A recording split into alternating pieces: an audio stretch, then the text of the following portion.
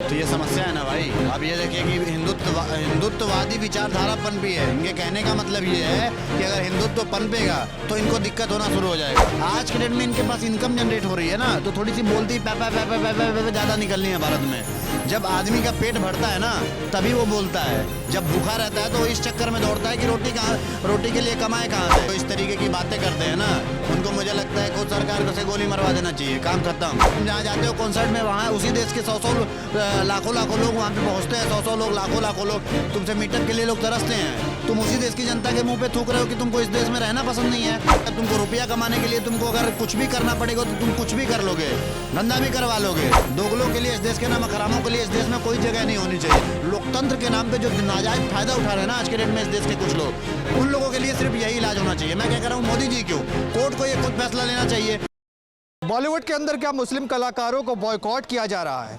जब से भारत के अंदर बीजेपी की सरकार आई है, हिंदुत्व की बात होनी शुरू हुई है। क्या बॉलीवुड लगातार मुस्लिम कलाकारों को बॉयकॉट कर रहा है? ये सिर्फ AR रहमान का बयान नहीं, बल्कि ऐसे तमाम मुस्लिम अभिनेता हों या उनके बेटे बेटियां हों, उनका बयान आ चुका है कि उनको भारत में रहने में असुरक्षित महसूस होता है। और AR रहमान ने तो ये तो कह दिया कि जब से हिंदुत्ववादी विचारधारा पनपी है, उनको बॉलीवुड में काम देना बंद कर दिया है। तमाम विषयों पर बातचीत करेंगे, जानेंगे युवाओं की राय कैसे देखते हैं बॉलीवुड की पिक्चरों में।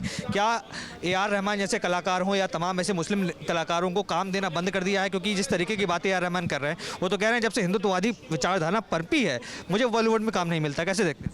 तो ये समस्या है ना भाई। अब ये देखिए कि हिंदुत्ववादी विचारधारा पनपी है। इनके कहने का मतलब ये है कि अगर हिंदुत्व पनपेगा तो इनको दिक्कत होना शुरू हो जाएगा, जबकि इनकी जेबें भी इस देश के 100 करोड़ हिंदुओं की वजह से भरती हैं। ये बता दे कितना कठमुल्ला कितना है, किसके पास इतना पैसा है कि इसको वो करने का काम करेगा। और हुआ भी है तो आने वाले 10 सालों में हुआ है। जो ये अभी 10 साल मोदी जी के आने से, उससे पहले ये क्या करते थे बताइए ना आप?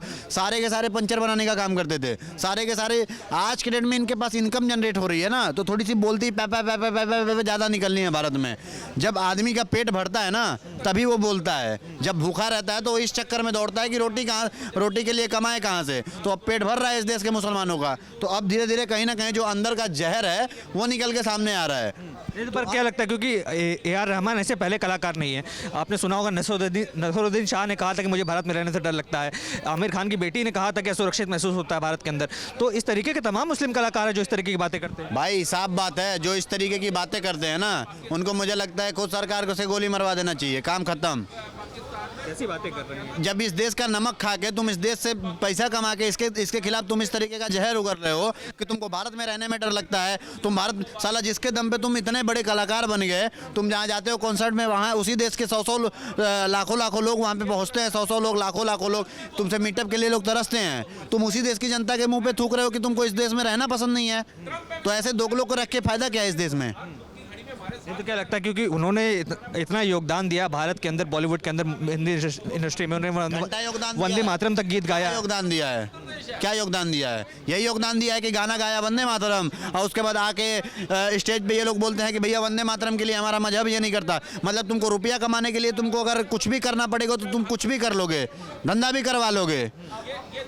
और अगर तुम्हें वही चीज़ अगर बोलने की बात आ जाएगी तो तुम्हारा मजहब के बीच में आ जाता है। तुम्हारी ये सारी चीज़ें हो जाती हैं। तो ये सब देखिए ना, ये सब दोगलापन है, ठीक है। इन लोगों का वही इलाज है जो मैंने अभी आपको बताया।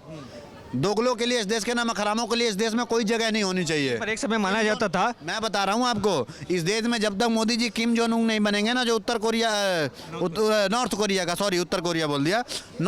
का जो प्रधानमंत्री है, जब तक मोदी जी वो नहीं बनेंगे तब तक ये जितने सोशल मीडिया पे उनके खिलाफ करने का काम करते हैं ना, मैं देखता हूँ उठ के आता है, उनके माँ को गाली दे दी जाती है सोशल मीडिया पे, उन पे अंट-संट टिप्पणियाँ की जाती है। तो जब तक उस टाइप के राष्ट्रपति नहीं बनेंगे, जब तक पुतिन जैसा नहीं बनेंगे कि देश में अगर कोई भी प्रधानमंत्री या चीफ मिनिस्टर है, किसी के खिलाफ आप सवाल उठाने के आप हकदार हैं, लेकिन आप गलत बोलने का काम करेंगे, गलत वर्ड यूज करने का काम करेंगे, तो आपको सीधा गोली मारने का वो किया जाएगा। तब तक इस देश में वो सारी चीज़ें सुधर नहीं सकती। लोकतंत्र के नाम पर जो नाजायज फायदा उठा रहे हैं ना आज के डेट में इस देश के कुछ लोग, उन लोगों के लिए सिर्फ यही इलाज होना चाहिए। मैं क्या कह रहा हूँ, मोदी जी क्यों, कोर्ट को ये खुद फैसला लेना चाहिए। चाहे मैं मोदी जी से मतलब नहीं है, किसी की भी सरकार हो, किसी की भी सरकार में अगर प्रधानमंत्री या किसी के ऊपर अभद्र टिप्पणी करने का वो हो रहा है तो भैया सीधा मार के खत्म करो। नहीं, पर इसी बॉलीवुड के अंदर एक समय माना जाता था, 3 खान जो थे बॉलीवुड के, कहा जाता था कि उनका परचम चलता था।